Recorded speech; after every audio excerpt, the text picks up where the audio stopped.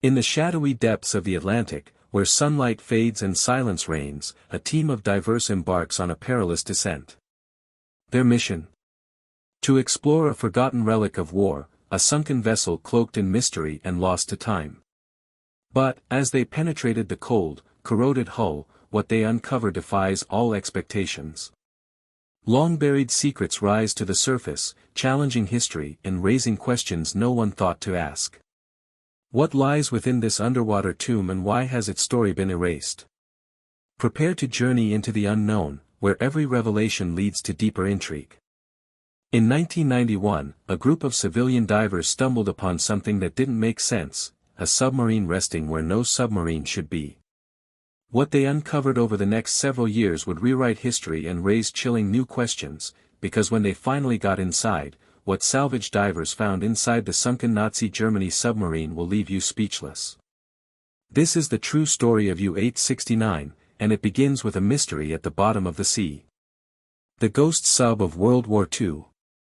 In the dark, churning waters of the Atlantic during World War II, death could come without warning, without mercy, from below. German U-boats prowled beneath the waves like sharks, silent and unseen, sinking thousands of Allied ships with cold precision. These submarines were Hitler's weapon of terror at sea, cutting off vital supply routes and leaving behind a trail of steel and oil. Of the hundreds of U-boats launched by Nazi Germany during the war, most were sunk, some were captured, a few vanished without a trace, and one of the most mysterious of all was U-869. Launched in 1943, U-869 was a Type IXC-40 U-boat, one of the largest long-range submarines built by the Kriegsmarine. Nearly 250 feet long and equipped with 6 torpedo tubes, it was designed to travel across the Atlantic and strike enemy ships deep in Allied-controlled waters. Its mission: disrupt, destroy, disappear. U-869 was commanded by Captain Helmut Nuremberg, a seasoned naval officer. In late 1944, as the tides of war turned against Germany, U-869 was sent on its first combat patrol. The plan, according to wartime records, was to head to the Gibraltar area, a strategic choke point where Allied ships funneled through the Mediterranean. But there was chaos in the German command structure by then: communication errors, conflicting orders, and a collapsing chain of command. It's believed that U-869's mission may have changed en route. On February 11, 1945, a U.S. destroyer and a Coast Guard cutter reported attacking and sinking an unidentified German U-boat near Gibraltar. The official report chalked it up as a confirmed kill. Based on timing and projected U-boat movements, the Allies concluded that the submarine destroyed that day was U-869. The Kriegsmarine, defeated and fragmented, offered no contradictory account. And so, the story was settled. U-869 was presumed sunk off the coast of Gibraltar, taking all 56 of its crew with it to a watery grave. No survivors. No distress calls. No trace. For decades, no one questioned this version of events. It was one line in the massive blood-soaked ledger of World War II, one more enemy sub that never came home. But when you look closer, the story starts to crack. First, there were no confirmed photographs or sonar images of a wreck near Gibraltar matching the dimensions or signature of U-869. Wartime reports were notoriously unreliable, often based on visual confirmation in chaotic combat conditions or guesses made under pressure. The Atlantic was vast, the technology primitive, and mistakes were common. Second, no German documentation from that period ever clearly stated U-869's final position. By 1945, Germany's war machine was falling apart. Radio traffic was lost, records were incomplete or destroyed. The few logs that did survive were often ambiguous. Some experts now believe that U-869 may have never even reached the Strait of Gibraltar at all. And there was another, more chilling detail: the radio silence. German U-boats were required to report during missions, both to confirm their progress and to receive new orders. U-869 was last heard from while still in the North Atlantic, thousands of miles from its supposed death site. After that, nothing. Silence. As if the ocean itself had swallowed it whole. The deeper historians and researchers dug, the more questions they found. Was the submarine misidentified in that battle off Gibraltar? Was it rerouted without anyone knowing? Or was something far more unusual at play? For over 40 years, U-869 remained an unresolved mystery, a ghost ship lost to time, buried in conflicting reports and fading memories. Families of the crew had no grave to visit, no wreckage to mourn, just a name etched on a memorial and a wartime file that didn't quite add up. Even the experts couldn't agree. Military historians pointed to the Gibraltar attack and insisted that the case was closed. But divers, wreck hunters, and amateur sleuths weren't so sure. And decades later, something strange showed up on sonar off the coast of New Jersey. Salvage divers were quick to check, and what they found will leave you speechless. The Jersey Mystery. The North Atlantic off the coast of New Jersey is a graveyard of steel. Beneath the waves lie hundreds of wrecks, victims of storms, collisions, and wars. For local divers, it's both playground and a puzzle. But in the summer of 1991, a group of wreck divers found something unlike anything they'd ever seen. At the time, John Chatterton, Richie Kohler, and a small team of experienced Northeast divers were searching for unidentified wrecks using side-scan sonar. The waters off the coast were notoriously dangerous, strong currents, low visibility, deep dives. These were not casual descents. This was technical diving, high-risk exploration that demanded planning, precision, and nerves of steel. Roughly 60 miles off the coast of Point Pleasant, New Jersey, at a depth of 230 feet, their sonar lit up with an image. It was a long, narrow object, torpedo-shaped, lying on the ocean floor. Something man-made. Something old. But what? Curiosity turned to obsession when they made their first dive on the wreck. Visibility was terrible, barely a few feet. The cold bit through their suits. The structure was partially buried in sand and tangled in decades of fishing nets. A few passes around it confirmed the obvious: this was a submarine. A big one. And it wasn't supposed to be there. They couldn't see any hull numbers or markings at first.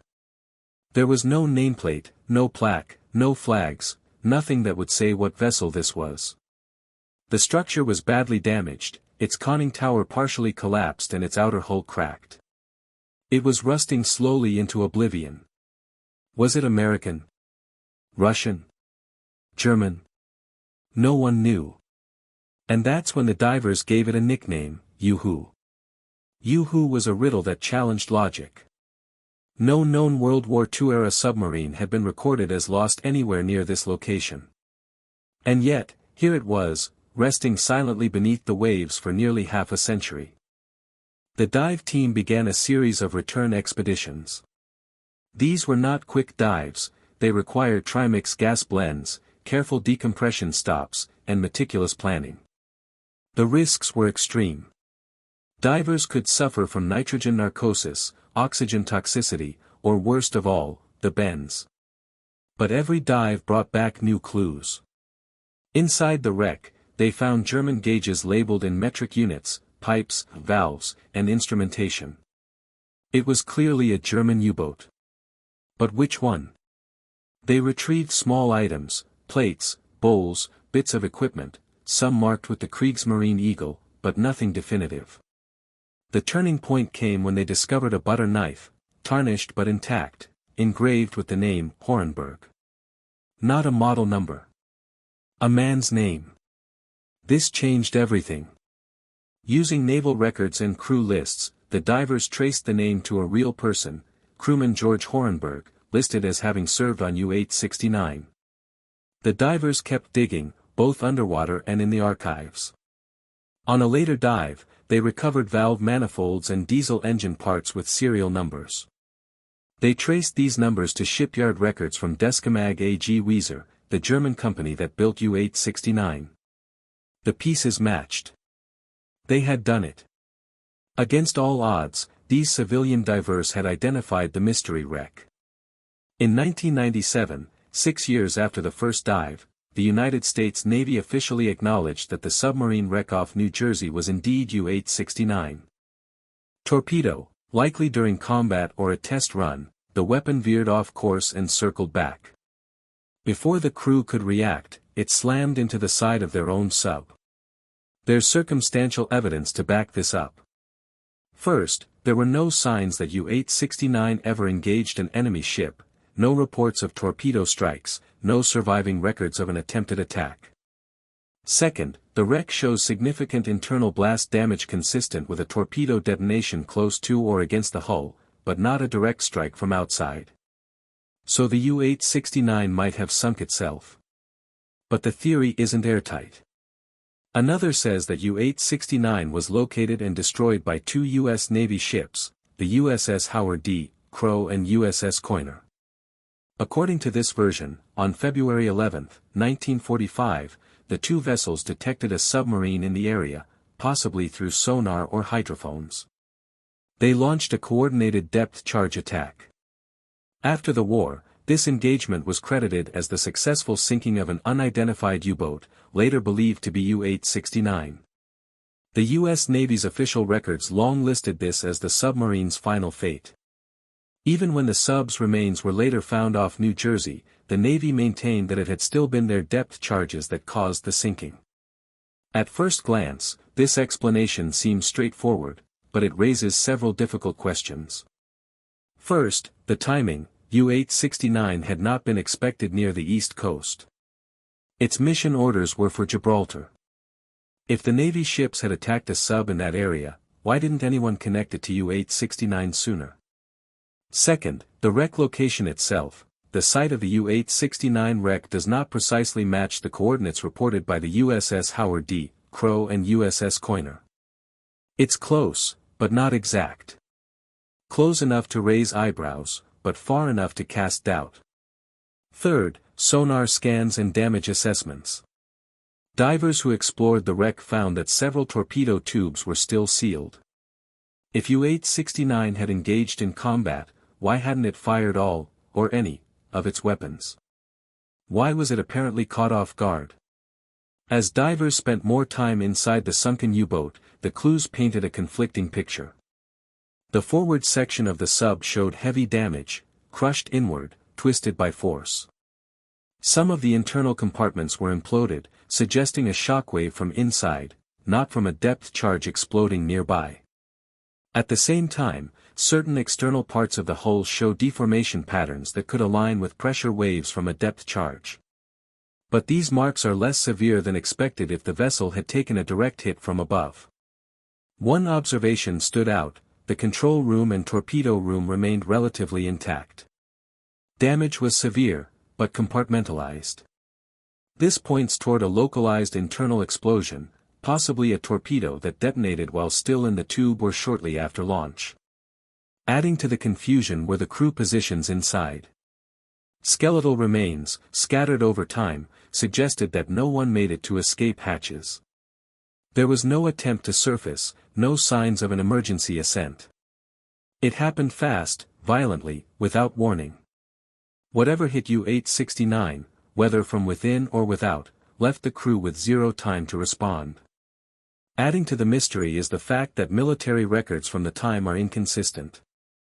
U-869 was long thought to be nowhere near the U.S. coast, and the submarine allegedly sunk by American destroyers was never definitively identified.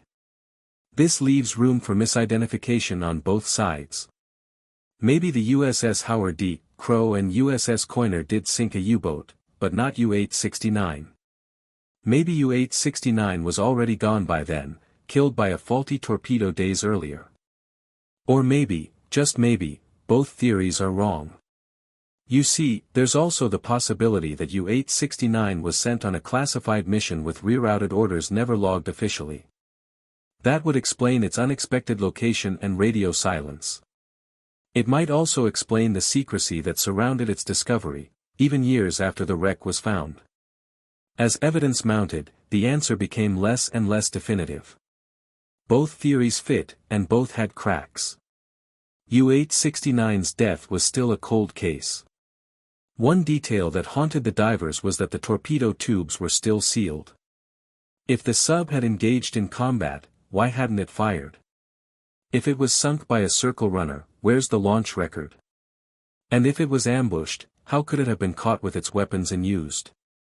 The idea that U-869 was destroyed before ever launching a single shot makes the whole story even more tragic. It traveled thousands of miles under stealth, only to die in silence, unable to even return fire. It also adds weight to a final, unsettling thought: what was it doing off the US coast in the first place?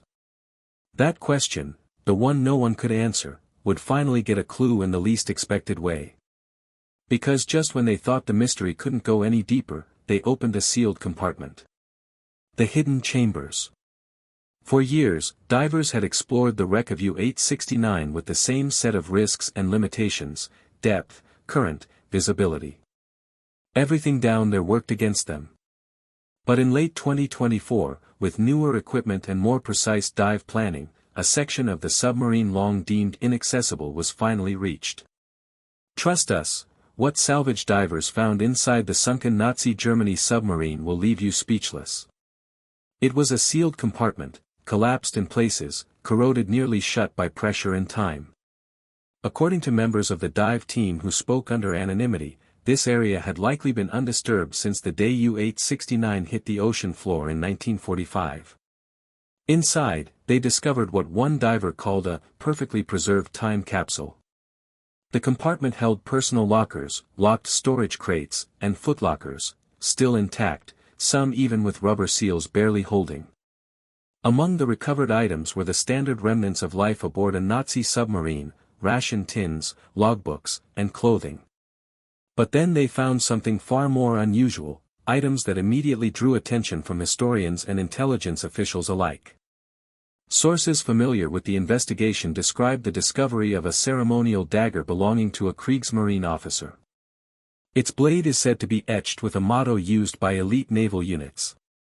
Next to it, folded in a watertight crate, was a Kriegsmarine dress uniform, still bearing the Iron Eagle insignia and a red armband with a swastika, preserved better than anyone thought possible. But what came next stunned even the most hardened researchers. Buried beneath layers of sealed documents, wrapped in oilcloth, was a box of Nazi memorabilia, including a pristine swastika flag folded with military precision. Alongside it were propaganda leaflets in English aimed at stirring discontent among the American public, and what appeared to be a partially encrypted codebook bearing markings from the Abwehr, Nazi Germany's military intelligence service. The find was so unexpected, and so politically sensitive, that it was never made public. The reason for the secrecy? The possibility that U-869 wasn't just patrolling the Atlantic. It may have been sent to deploy operatives or materials on U.S. soil. The theory remains unconfirmed, but the implications are chilling. A covert landing by a Nazi sub near the American coast, even at the tail end of the war, would rewrite what we thought we knew about German operations in the Western Hemisphere. But there is one more thing: survivor's guilt. Of the 56 men assigned to U-869, all were believed to have died when the submarine sank sometime in early 1945. But there was one name missing from the final casualty list, a man who had been scheduled to be on board, but wasn't. His name was Herbert Gusowski. Herbert was originally assigned as a crew member aboard U-869 during its preparation for deployment. But due to an illness he contracted prior to the submarine's departure, he was removed from the mission. Another sailor took his place. U-869 left port without him.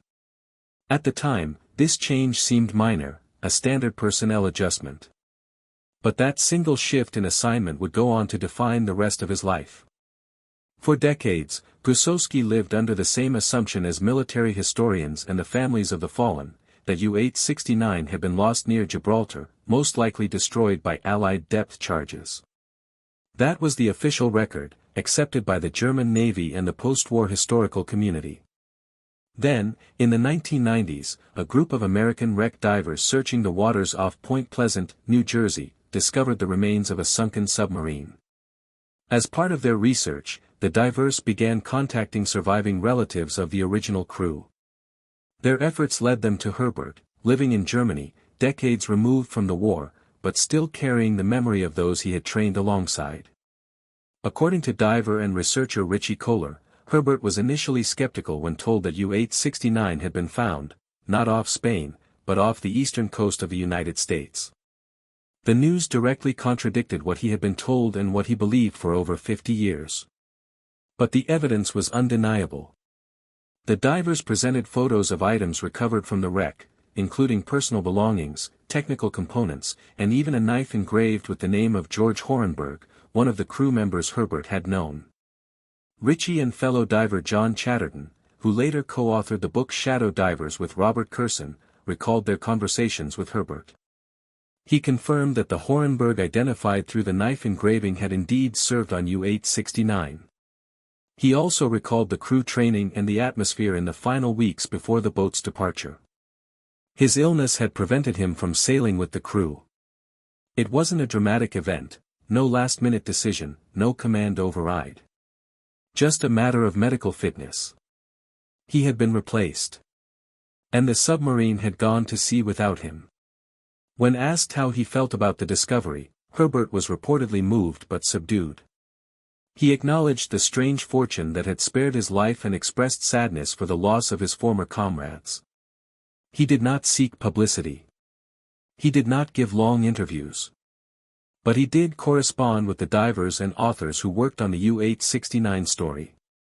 His recollections helped verify crew identities and confirmed historical records from the German side, providing valuable insight into the sub's final crew makeup.